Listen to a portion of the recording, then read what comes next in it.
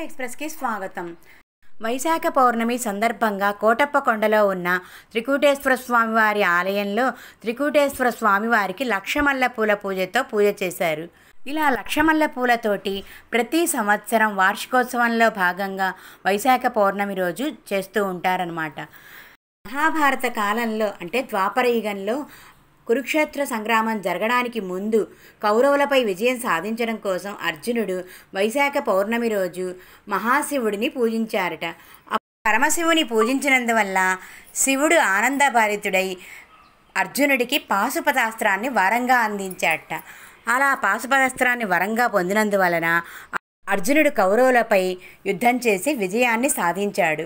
అది వైశాఖ పౌర్ణమి రోజు చేశారు కాబట్టి వైశాఖ పౌర్ణమి రోజు శివుణ్ణి మెప్పించడం కోసం వైశాఖ మాసంలో విరివిగా లభించే మల్లెపూలతోటి పూజ చేయడం సాంప్రదాయంగా ఉంది. చాలా ఆలయాలలో వైశాఖ పౌర్ణమి రోజు మల్లెపూలతోటి లక్ష మల్లెపూలతోటి పూజ చేస్తూ ఉంటారు. అంతా కూడా వైశాఖ పౌర్ణమి రోజు పరమశివుని అనుగ్రహాన్ని పొందడం కోసం లక్షమల్లెపూల పూజ జరిగే చోట ఎక్కడికైనా వెళ్ళి ఆలయాల్లో చూడండి.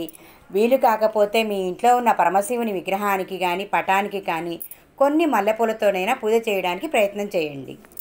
పరమశివుని అనుగ్రహాన్ని పొంది మీ కోరికలు నెరవేర్చుకోండి. ఈ వీడియో కనుక మీకు నచ్చితే లైక్ చేయండి. మన తెలుగు ఎక్స్‌ప్రెస్ ఛానల్ని సబ్స్క్రైబ్ చేయకపోతే సబ్స్క్రైబ్ చేయండి. జై జన సుఖినో భవంతు.